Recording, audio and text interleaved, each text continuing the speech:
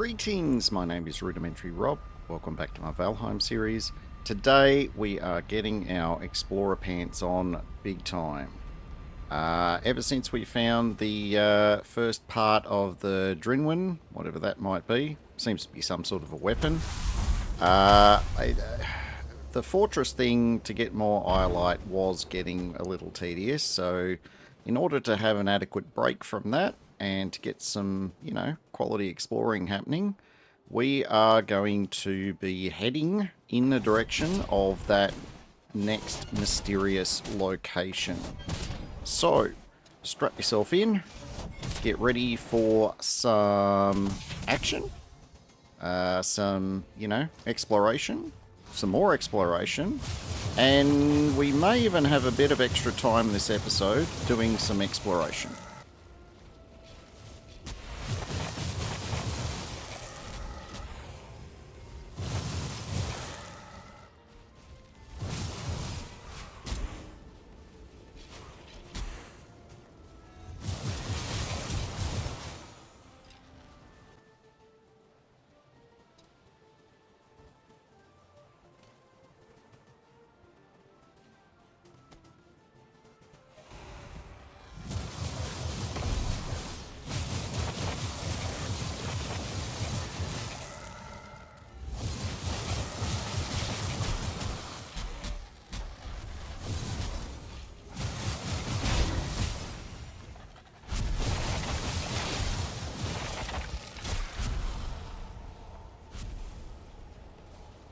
And here during our initial exploration, which could be either at the start, during, or after the previous exploration, I'll leave that for you to decide, we are encountering our usual array of Ashlands style trash.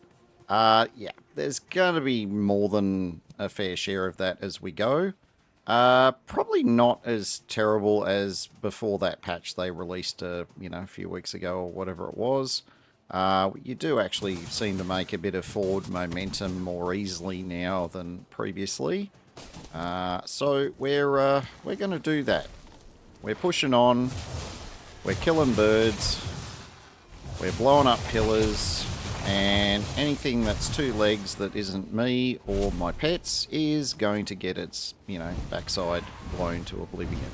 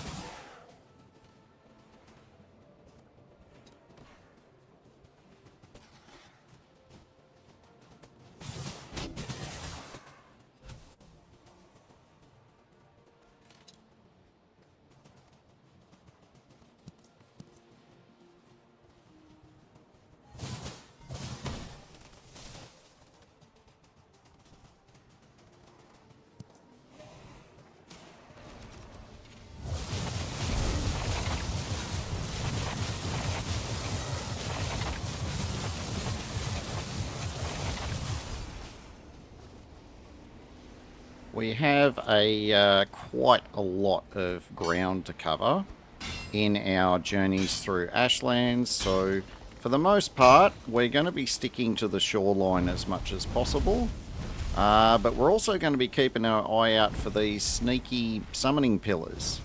There wasn't a lot of clues that there was one here, other than, a little bit of red glow sticking out from the stone. And for the more eagle-eyed viewers, you'd have noticed a few little gravestones around. They're usually an indicator that there's a summoning stone there as well. So, yeah, we're going to keep poking around the outside. It does mean that we get to not probably see as many fortresses as we would like. But for previously mentioned reasons, we're not really that fussed with fortresses at the moment. We're just going to push around the shoreline until we can get as close as possible to our second mysterious location. And then if it's, in the middle of lava or whatever, we'll head to it at that stage.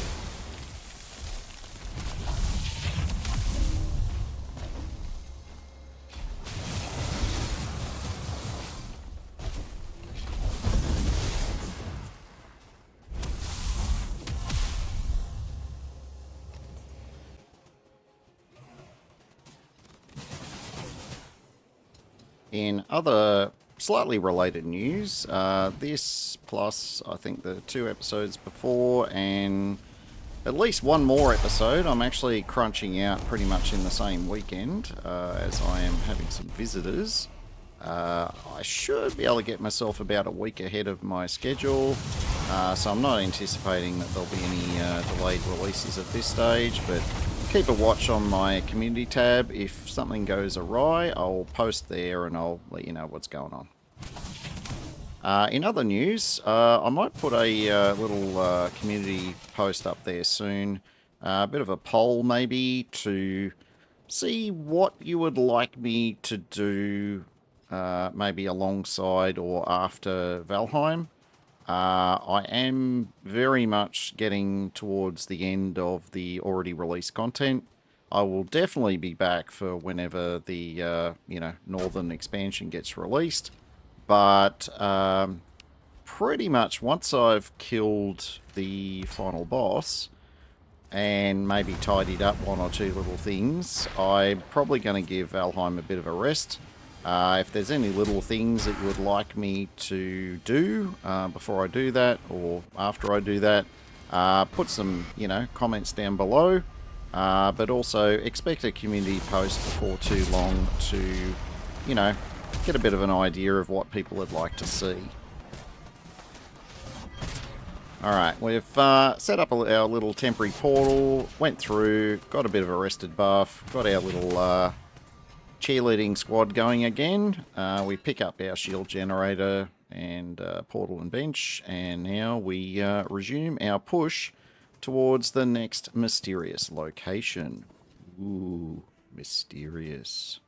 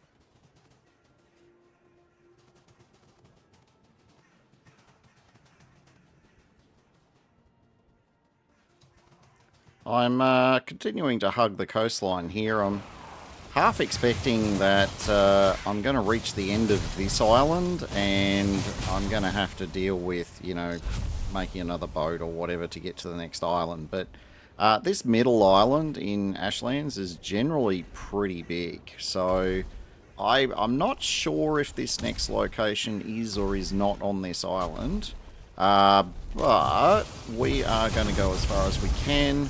If it turns out we do, need a boat or whatever, we've got a portal, so we can easily go back and get one if we need one.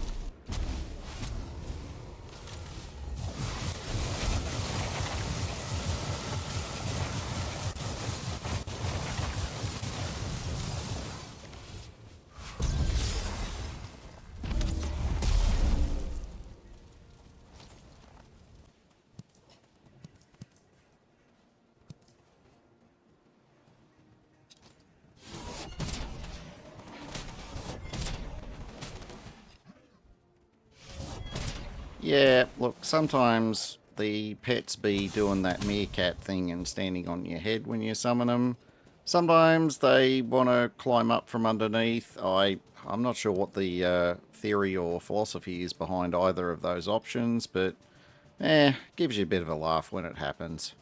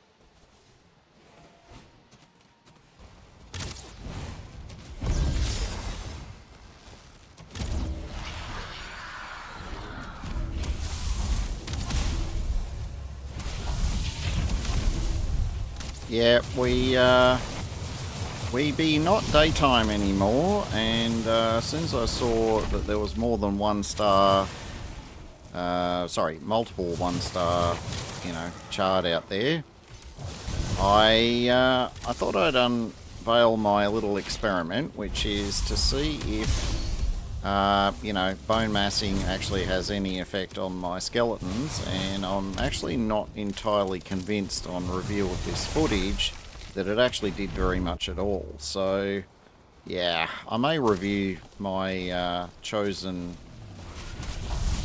buff in future episodes, but for the moment, we're just going to keep that one running and finish mopping up this little pile of inconvenience.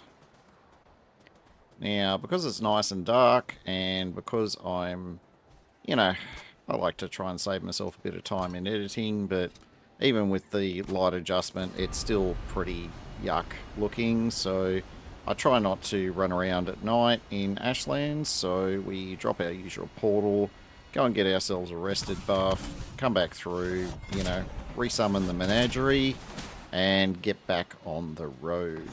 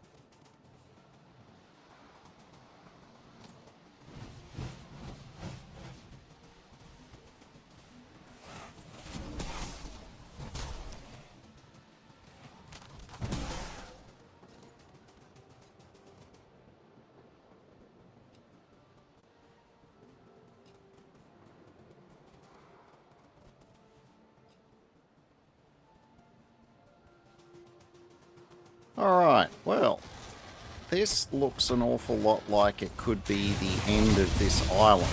However, the next island, I mean, we can see trees and everything, so we're gonna see if we can find a suitable spot here to cross over. There still looks to be a bit of distance there. I mean, that's a bit too far to swim without cooking your noodle. So, yeah, we may have some other solutions we may need to come up with. But we're just going to have a bit more of a look around. Believe it or not, this is actually daytime. I'm going to go in and, edit the colours a bit and try and, make it look a bit better. But we're going to do a little retreat here and collect our thoughts in terms of what our options might be to get across that gap.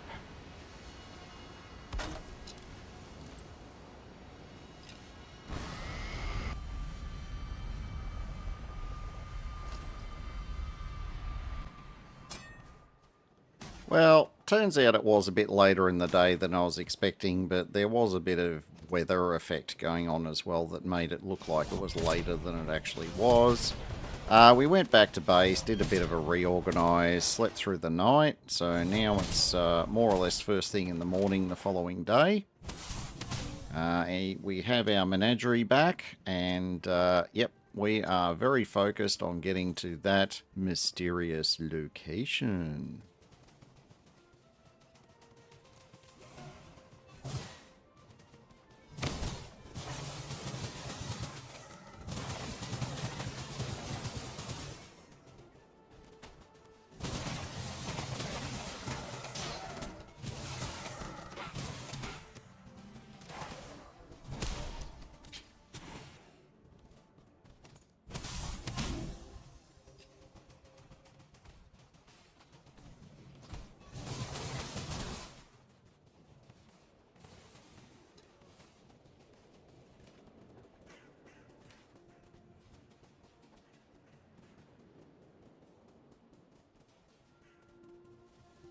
Okay, so that didn't look like very far at all.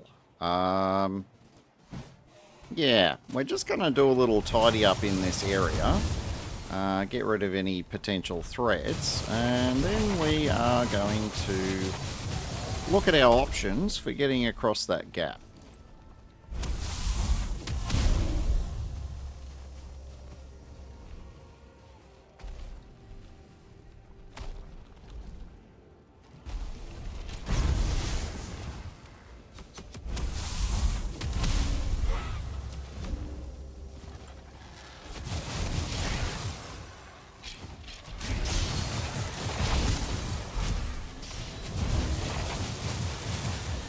Yeah, so do you think that was enough thinking time?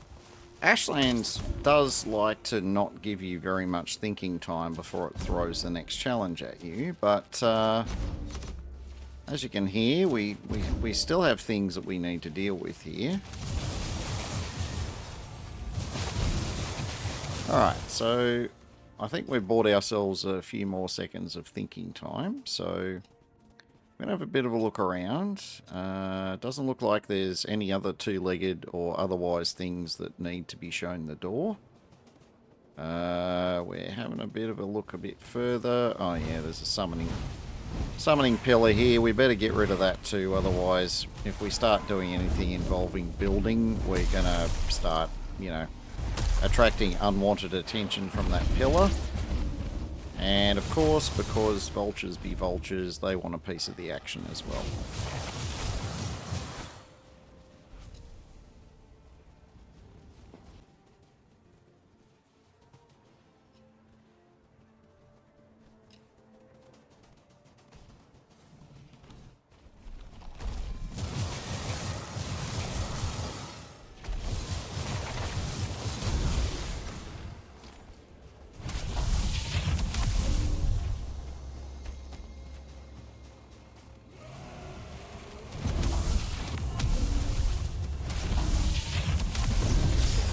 Yeah, sometimes I, cast my shield and then I press the button to switch to my frost staff, so press 1. And for some reason it doesn't necessarily register in time for when I click again. And of course, if the game hasn't switched your staff and you click again, yep, you end up bubbling yourself again. Yeah, well, you know, it happens.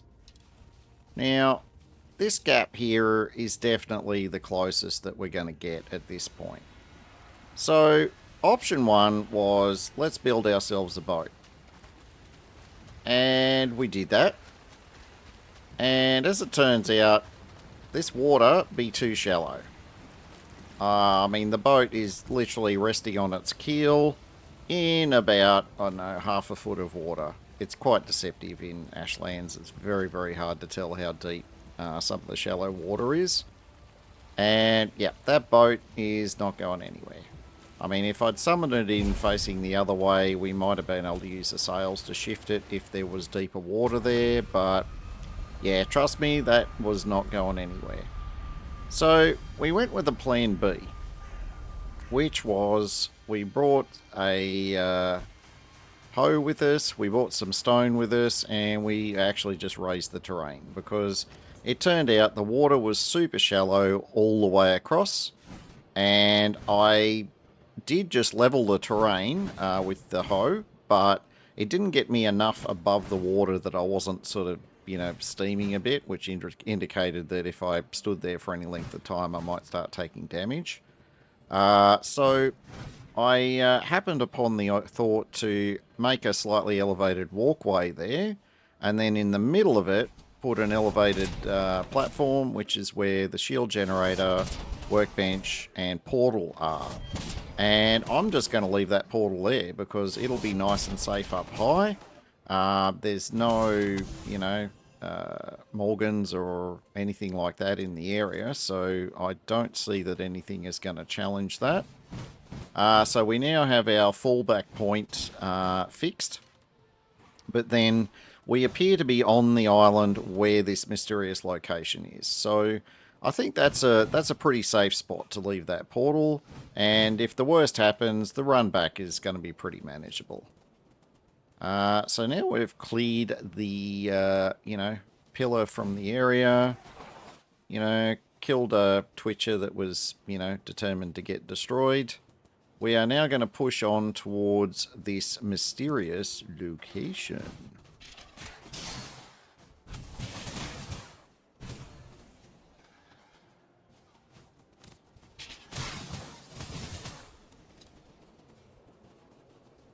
Well, we seem to have come across some more divergers. These guys are not going to fare quite so well. In fact, if and when I decide I need some more, yeah, soft tissue, these guys are going to have a life expectancy of not very much at all. There are only 2 normal rogues here, and yeah, that's no effort at all for me to kill. In fact, stay tuned. I may decide to drop our flaming troll friend in the middle of that just for the lols. Anyway, the evil things that you can think of while you're editing.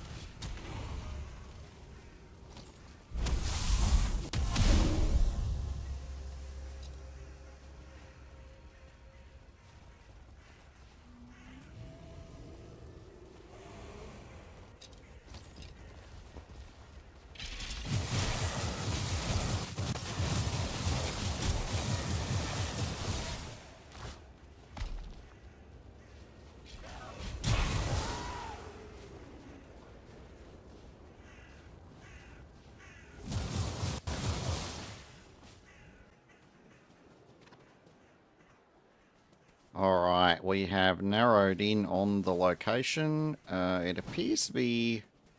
Yeah, that's definitely one of those purple summoning pillars, and it appears to be inside that very fancy stone gazebo looking thing over there. So, yeah, we're not gonna do the thing that we did last time. Actually, there was two things we did last time we're definitely not going to do. One, we're definitely not doing this at night when, you know, the difficulty factor goes up by quite a lot. And two, yeah, we're not getting close enough to allow the pillar a chance to summon, you know, more than the bare minimum of assistance. And as it turned out, that actually worked quite well. We ended up with just a couple of 2-star twitches and some random, you know, vultures and other things that were already here anyway.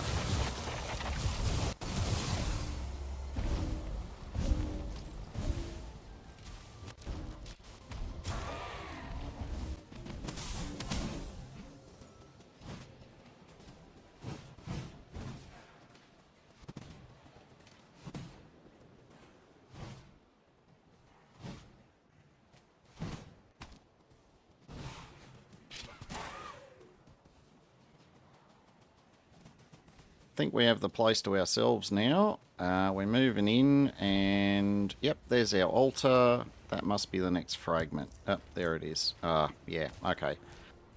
Yeah, I had a little momentary interruption there with the recording. I ended up just sort of chopping a bit extra and making it work. Long story short, we've got the second fragment there. It looks to be another sort of bladey style piece, so I think the weapon we're looking at is probably a sword of some kind. But we'll know more when we get to the third fragment, so stay tuned for that one. In the meantime, the journey back to base was pretty, you know, rudimentary. And I've just elected for episode length to just chop that out. So here we are at the end of the episode. I want to thank you for watching. Please give me a thumbs up if you enjoyed the episode. In the meantime, my name is Rudimentary Rob. Have yourself an absolutely fantastic day.